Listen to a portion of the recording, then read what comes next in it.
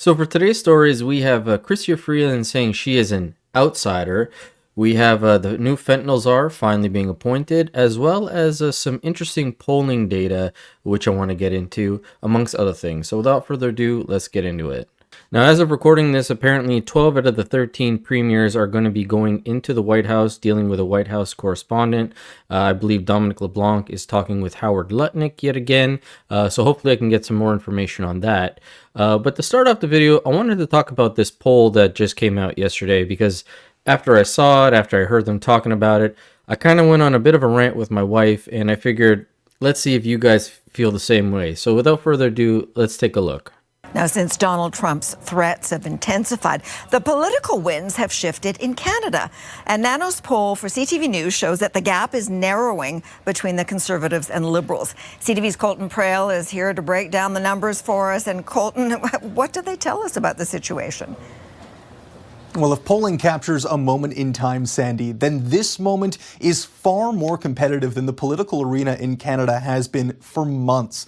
Using Nanos research tracking, a month ago, the Conservatives soared 27 points above the Liberal government. That's the kind of lead that could have created the biggest single-party caucus in Canadian history. But new polling today shows that gap has closed to just 8 points, with the swing going mainly from the Conservatives to the Liberals and little change in support for the NDP or the Bloc. Two groups that have been moving towards the Liberals or back to the Liberals in the last few weeks.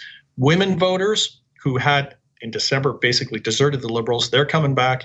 Also in the province of Quebec, Liberal fortunes seem to be improving in the province of Quebec, where they're now pulling ahead of the Conservatives and are challenging the Bloc Québécois. All right, so I'm not going to rant for too long, and we've talked about these polls before. I do find some value in the polls, but when these polls are based on 1,000 people or less, like this one was, it's kind of hard to really take them that seriously. But even the way they're presented, like if we take a look at Nick Nanos's video that came out today on CTV, this is their podcast. Look at the title: Pierre Poilievre Conservatives Hemorrhaging Support to the Liberals. Like even the title alone, it's so misleading in a sense. And I get it, their job is to be pollsters. They do these polls, whatever it is, once a week, every other week. But I just feel like we are now seeing way too many polls being pumped out constantly. It's like every few days or every week we see more and more polls coming out. And they can say that they're just presenting the data, but I feel like this really skews the political landscape because it's so much focus on the movement in the Liberals. Obviously, they are the ones that are in the leadership race right now. They are the ones that are trying to get back in power. But when we look at these charts or these graphs, like 1,000 people were sampled, and then they show this data, and then people are like, oh my God, the Liberals, they're on the comeback. And as Nick says actually in his Trendline video, he says a lot of the loss from the Conservative support are people who were Liberal and they were tired of Justin. So they decided to switch over to the Conservative side because they wouldn't go to Jagmeet. But now that Carney's, I guess, back in the picture, or now in the picture, they're going back. Now, the two groups that he mentioned were women and Quebecers. The guy's French is not good, but I guess he has a lot of Quebec backing Liberals to support him. But also the women thing. There is a hashtag that I've seen multiple times on Twitter where it's women against Poilievre or women against Pierre. So that doesn't fully surprise me, but it also tells me that a lot of these women are ill-informed voters because they're simply voting for the sake that he's not Pierre. And you could argue that there are some people that do the same with the Conservatives, where they're voting for Conservatives simply because he's not Justin. But at least with the Conservatives, there's a layer of other things outside of the Justin realm that you can look at. And we're starting to see these polls numbers from him. This is the data again, less than 1,000 people. And you see this dip that they're showing in this recent poll. This was the same kind of thing we saw with Kamala and Donald Trump, especially once Biden dropped off and Kamala was introduced. You saw that huge rise. And then she started to come down as people realized who she really was and dropped off again. And then we had Donald Trump. But everybody was banking on Kamala Harris, like everyone seems to be banking on Mark Carney. And this goes back to the Nanos data, because in their most recent question of what is a national issue of concern, which they didn't ask them, it's gone tenfold in terms of Trump and the U.S. relations. People seem to think that Carney is going to do a better job with dealing with Trump. I don't know why, but this seems to be the outlook according to Nanos. Again, probably like 1,000 or so people took that polling, but people seem to think that Carney is going to be better dealing with Trump. A lot of people see Pierre as the Canadian Trump, and now with the tariff situation, Trump is essentially giving the liberals a new life, which is unfortunate to see people. They just see Trump, they say no, no, no, and then they look at the conservatives and they say, oh, that's the Canadian version of Trump, so we're not going to vote for him. And now there is a bit of a movement back to the liberals. It's quite sad to see how ill-informed a vast majority of Canadians are. If we solely go by these polls, which again, it was only 1,000 people, I'm not holding any water to this, but just wanted to give that little rant. Now, on the topic of Trump and his demands and the tariffs, the fentanyl czar was one of the things that the Canadian government said that they were going to implement. And as of yesterday, they finally announced one. Here's that announcement. We have breaking news from Ottawa. The federal government has announced the appointment of Canada's new fentanyl czar. Kevin Brousseau is our new fentanyl czar. Now, probably not a household name, but 20 years of experience with the RCMP, including as Deputy Commissioner, most recently as Deputy National Security and Intelligence Advisor to the Prime Minister. Sherry Benson Podolchuk is a former RCMP officer. She joins us tonight from Winnipeg. We got you in the car. So you pulled over and you stopped for us. So let's start with what you make of this appointment. Thank you, Dwight. Always a police officer obeying the rules. Yes, ma'am. Yeah, I don't really know. Thanks for having me. I don't know Kevin personally. I've heard things about him, but I don't really know him personally. And I would hope that we change the name from drug czar to director. To me, that's more Canadian, and that's more all-encompassing of what his role is going to be. I'll leave it to the CBC to interview somebody who doesn't even know the guy. I mean, she's a former RCMP officer. He no longer is an RCMP officer. That's about as close of a relationship as these two have.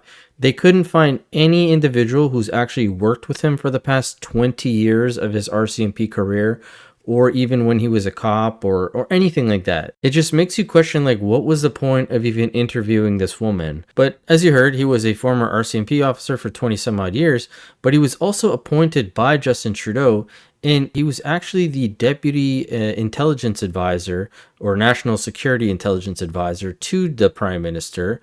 But we all know how Justin did with intelligence information. A lot of the times he only liked it verbal. He didn't really know what was going on. So is this guy up to the task of now the fentanyl czar? Who knows? I guess only time will tell once we find out what his actual role will be. But somebody else who, as I mentioned in the start, who has ties to Justin is Chrystia Freeland. However, she now says that she's an outsider in a recent interview and that she's not part of the Ottawa bubble. Take a listen. Okay. The main competitor that you have in the race it appears to be sort of Mark Carney. He's coming from outside the caucus. You've been in it for many years, helping kind of build the policies and record that you're running on.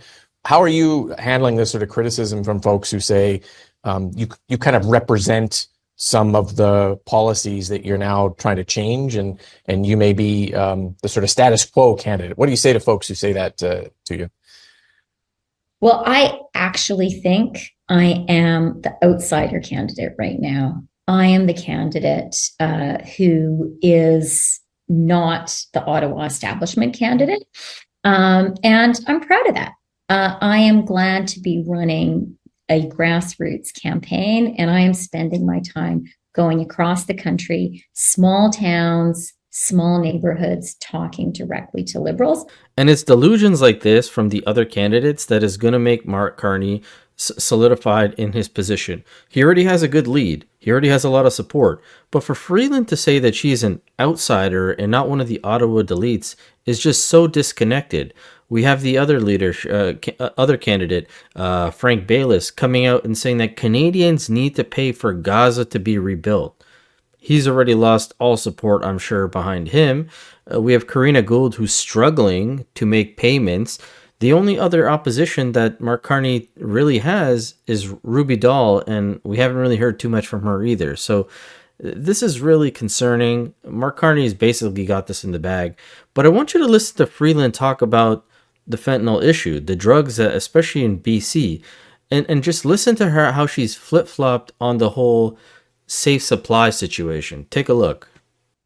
We have had some controversial drug policies in British Columbia the last few years. Safe supply expansion, decriminalization, both required partnerships with Ottawa to make them a reality, and both have kind of been controversial in this province. What's your stance on them? Do you support them? Would you continue down that path if you're the Prime Minister and British Columbia is looking at continuing those policies or altering them in the future?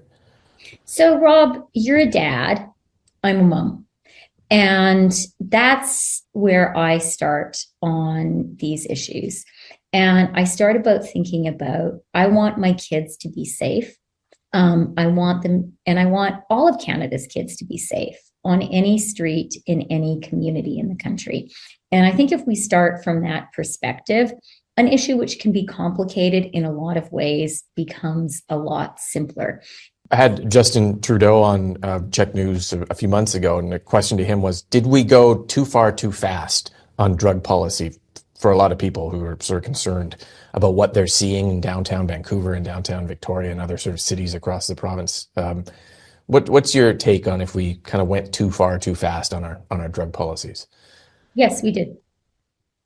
And why did we do that, and how do we address it, do you think? Well, I think the way that we've discussed. You just can't make it up. Like, these guys fought so hard in the House of Commons to keep this policy that they worked with BC on, to have drugs provided to individuals.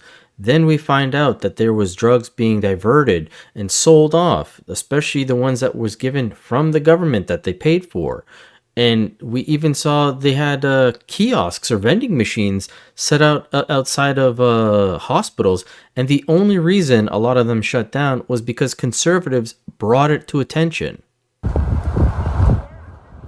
Just steps from the emergency room at Nanaimo's Hospital, you'll find an Island Health Caring Connection kiosk. The other one is at North Island Hospital in Campbell River. One at Victoria General was removed in mid-December. Let's go get a free crack pipe and cocaine smoking kit. The Conservative candidate for Nanaimo Lanceville, who recently lost her sister to a fatal overdose, posted this video to social media. They're shocking, actually. They're unsupervised, they're right outside. Anybody can have access, any age group. And as a person who's had family members struggling with addiction, our concern is that they're a trigger to use, because people go to hospitals to detox, people go to hospitals to get well, and come outside, have a smoke break, and there you are. You're confronted with the ability of getting a free crack pipe. So now we can learn how to snort cocaine with this informational video right here. The Conservative Party of BC says it condemns the machines and calls them enabling. There are videos that actually teach you how to use drugs.